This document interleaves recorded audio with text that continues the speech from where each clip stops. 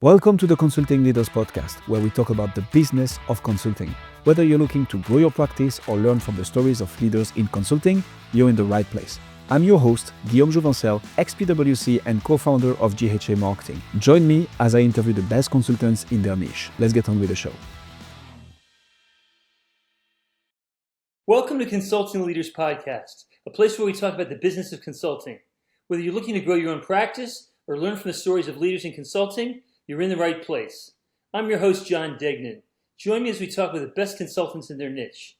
Today, we feature John G. Courtney, the founder and CEO of Boardroom Advisors, a network of 200 plus fractional C-suite executives supporting SMEs at scale-ups with over 40 years of experience as a board director, entrepreneur, and strategy consultant. He brings a practical operator-led perspective on growth. Here, we explore how consulting firms can leverage fractional expertise to scale impact and revenue. John, welcome. Thanks very much, John. Thanks for having me. No problem. Tell us more about yourself. Well, I'm a serial idiot, John. This is my seventh business in 45 years. I feel like I'm 109 in startup years. Oh, wow. Quite diversity of startups? Yes, lots of different things, from fertilizer trading through sporting goods to management consultancy, corporate finance, digital marketing. Yeah, there's been a few. Okay, and how did you get a consultant to begin with? Well, I was running a digital marketing agency. And it was a nice, successful business. But I found myself, after a few years, I had several hats. I was CEO, I was marketing director. Marketing's my core skill, so that was fine. But I was also wearing the hat of finance director because nobody else in the company was doing so.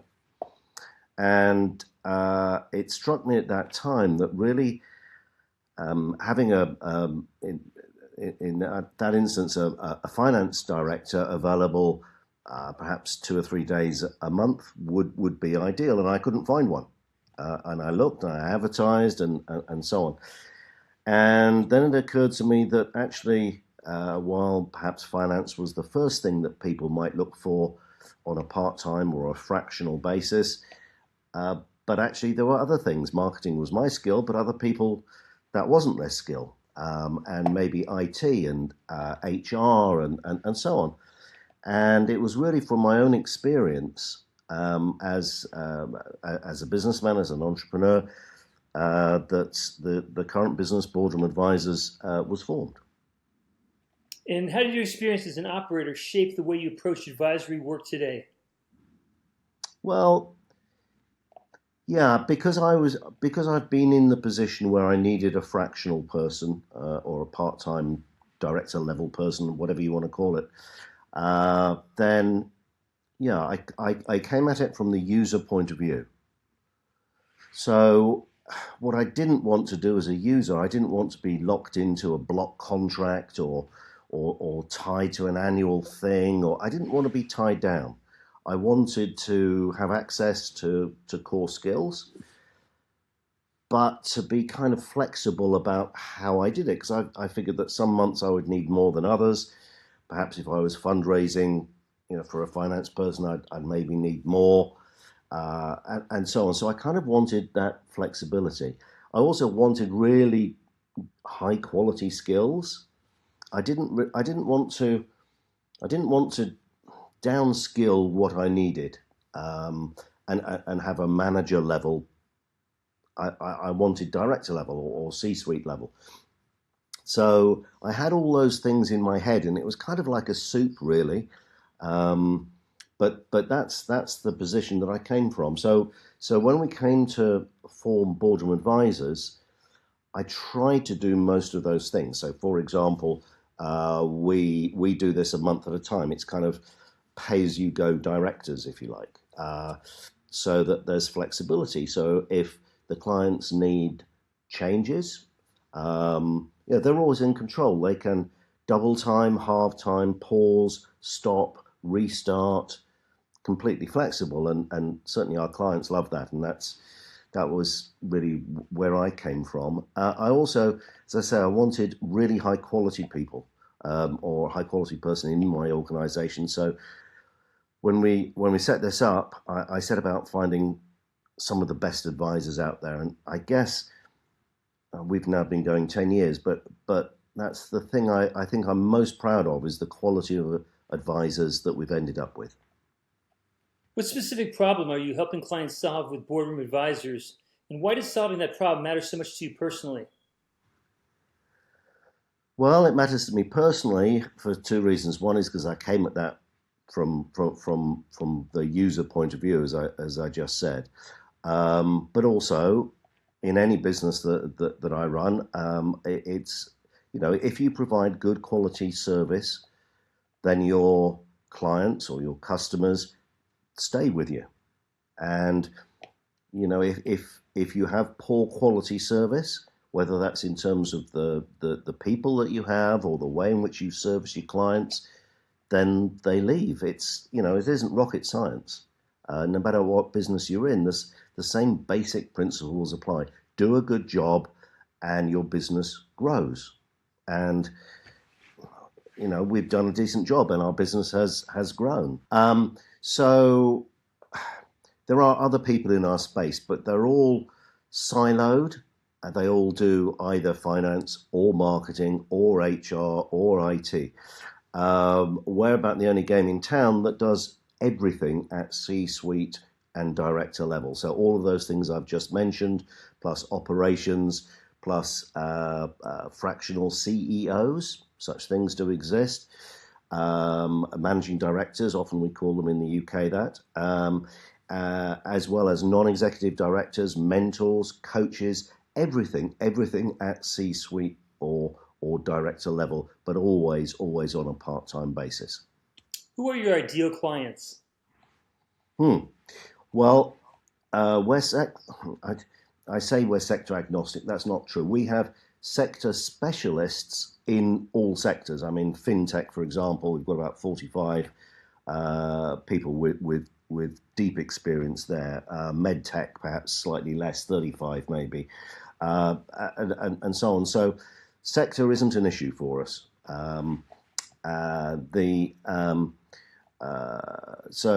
But our clients are generally, we call them SMEs in the UK, you call them SMBs in the States, I think.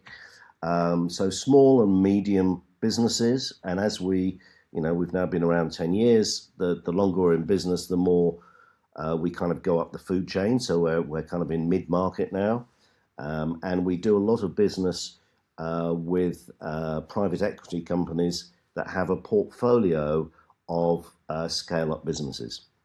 As somebody who started 7 businesses, I'd love to deal with bald startups, but of course they don't really have the money to pay fees.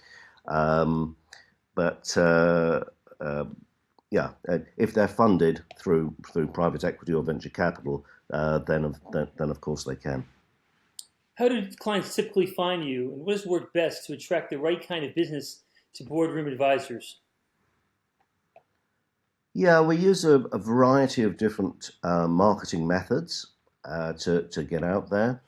The core of everything that we do, of course, is our website, and we have so much content on there to help scale up businesses and mid-market businesses.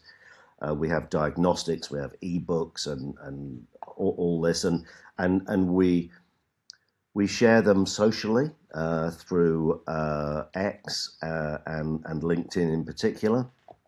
So those are kind of hooks in the water. They're free. People are searching for those subjects, and they find us. Whether that's funding or finance or growth in particular. So those are marketing hooks in the water, which people find us through, and then we do other things, of course. LinkedIn as a separate standalone, of course, where we have over 200 advisors and 15 regional directors. So, and we're all on LinkedIn. So we have a big presence there, and we probably punch above our weight in terms of LinkedIn. We do email marketing, which is patchy but can be very successful as long as you're talking to the right people and with the right message. And I guess on that subject, one of the services, well, I say it's a pricing model that we do. Generally, we're paid on a day rate, but we've recently launched a pay on results growth model, which is proving very successful as a message on email marketing in particular, and on trade shows. That's a very powerful message, and people keep coming up to us. So you're not going to charge us fees. This is entirely on growth. Well, it's not quite. It's a balanced model. Instead of all the risk being on the client where they're paying us fees, this is a balance where there's a drastically reduced retainer, and then there's a performance bonus based on additional sales that we bring. So both ourselves and the client have some skin in the game. So it's a shared risk and a shared reward. So that's pound results growth, and that's proving very popular. Yeah, it's more progressive. Yeah, listen, it sets us aside from the competition. We're prepared to put our money where our mouth is. And if we don't perform, we will get substantially less fees. Our fees are directly linked to the results that we get, and the results being extra sales, because, when it's all said and done, whether you're taking a finance person or an IT person or an HR person or a marketing person or a salesperson, at the end of the day, the business only takes somebody on board because eventually they want their business to grow. So that has to be the ultimate yardstick by which we would be judged. So that's create a win-win situation. That's kind of the idea, John. Yes. Good. What do you think about podcasting as a marketing tool for consultants and advisory-led businesses? Well, it's very good if you're on the right podcast, as I hope I am here, John. Yes, you as are. I'm sure I am here, John. Yes, you are. Yeah, listen, I think any marketing message, it's about the message that you're putting out there, and it's about the medium, and making sure that your target audience is watching, or is listening, or is reading. If you've done those basics right, it's like retail: location, location, location. Your target customers or clients have to be where you are, or where you're showing your wares.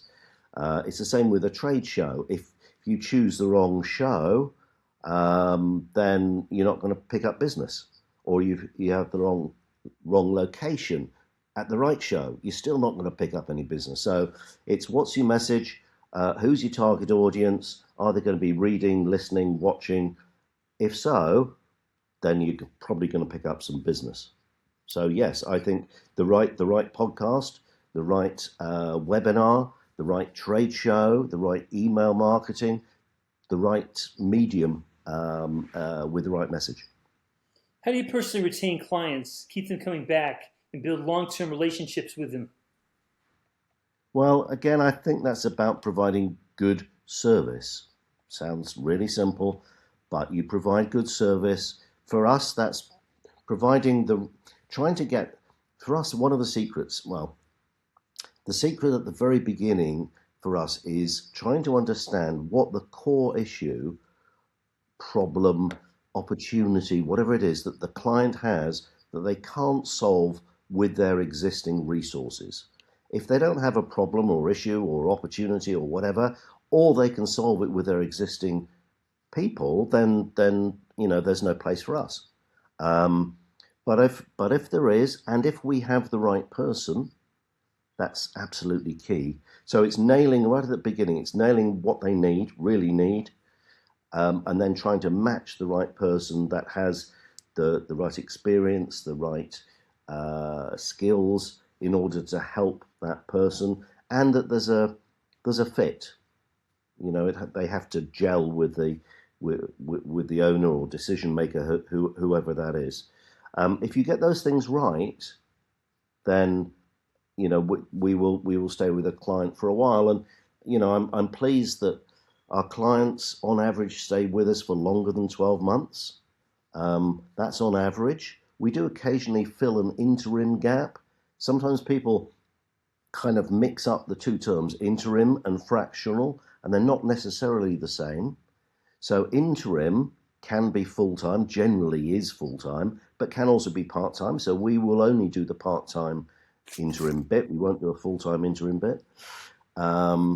So yeah, it's about understanding clients' need, getting a matching advisor with the right skills, and then they will stay with you. John, you position yourself as an experienced business mentor. What are some of the secrets of your success? Well, I think one of the secrets is having made lots of mistakes, John. Listen, we're all human. We all make mistakes. I just try really hard not to make the same mistakes twice. So these days, personally, I don't have many clients. I'm running the business, and the advisors are the ones that provide the day-to-day advice. But all of the advisors that we have all, like me, scaled businesses, so they too will have made mistakes. And it's about understanding. They always say, don't they? And this is so true, that you learn more from your failures than you do from your successes. And I've been very lucky. I've had six successful businesses and one failure. And I learned more from the failure than I did from the successes. And it's just trying to impart that knowledge and experience to clients that might need it. That's really what it's about. Okay. I read recently that you took over as chairman of the Lord's Taverns West, a national charity focused on helping disadvantaged children through sport. Is that true? That's true. Well, it's partially true, John. I did, but I did that during COVID, and okay. I'm a cricketer. I play cricket far too much, so it's very close to my heart. And I went to Lord's, the headquarters of cricket, and I saw these disabled and disadvantaged kids playing cricket, and it was one of the most emotional experiences I had, because you could see, they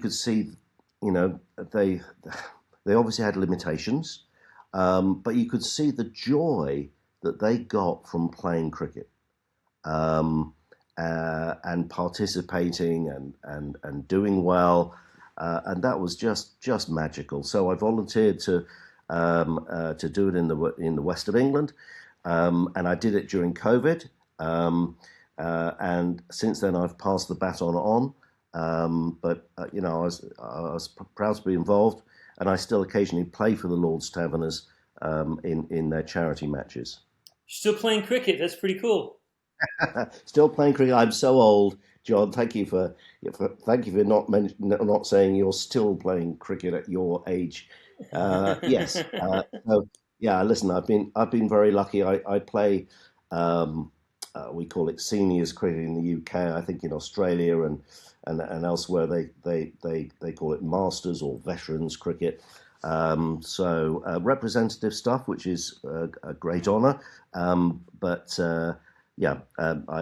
still play non-age group cricket as well. So on a Saturday afternoon, I'll take my club's third team out, and there'll be some older guys like me and some young kids coming through, and hopefully, again, you can impart some experience and knowledge and help the kids as they grow and learn. Really, it's fun. I try to do the same with pickup basketball. Yeah, I'm not quite tall enough for basketball, I'm afraid. As an advisor and as a consultant, do you find yourself getting stuck ever? Sure. Yeah, listen, of course we do. And one of the great things about having 200 plus people in our organization is that, if you're stuck on something, and we all get stuck every now and again, you've got some colleagues, and you can ask your colleagues, "Hey, I've come across this. I don't quite know anybody in our organisation met this particular situation before," and nearly always there's somebody. Yep, I tackled it. This is how I handled it. Try this particular way. Normally there's two or three that'll pile in, because as I say, they're all experienced. They're all scaled businesses. That is founded, run, funded, sold companies. So kind of over the years, you meet most things, but there's always something. I mean, oddly, we were asked recently to help somebody start blueberry farming in Estonia. Now, that's such a niche. And one of the tricks in our trade is having people who have the relevant experience. So when we came across this really tight niche, it's like, have we really got people? And we had 3 people who had relevant experience with that really small niche. So, interesting. But people say, have you got people who have some experience in our area? The answer is almost certainly yes. Interesting. Looking ahead, where do you see the biggest opportunity for the fractional C-suite and advisory model over the next few years? Well, it's grown very rapidly. We're lucky we're in a growing space.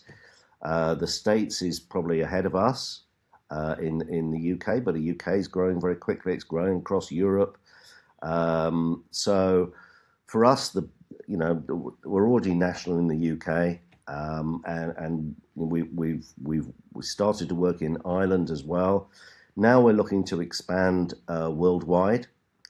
So we've got a partner campaign going where looking for partners overseas, professional services companies. They might be recruiters, they might be accountancy firms, whatever. But they're professional service companies that perhaps want to add an additional service to their clients, and perhaps partner with us to take fractional C-suite into their country. And we're talking to several countries at the moment, and we hope to be worldwide within the next 5 years. You mentioned your website as your main hub. If people want to find out more about you and see what you do, where else should they go? Thanks for the prompt, John. It's really simple. Boardroom Advisors, not advisors, but Boardroom Advisors.co, not .co.uk, not .com, but .co. Boardroomadvisors.co. Have a look there. There's so much content on there. Whatever your interest and need is in business, there'll be something that can help. John, great talk. Thanks for sharing with us. We really appreciate it. John, lovely to talk with you. Thanks for your time, and thanks to your listeners for listening to all this. Another great consultant on Consultant Leaders. Thanks for joining us on this episode of the Consulting Leaders Podcast. We hope you learned valuable lessons on how to grow your practice and take your business to the next level. Make sure to subscribe and leave us a review wherever you're listening to this show so you never miss an episode. To apply and be a guest on the show, click the link in the description. See you next time.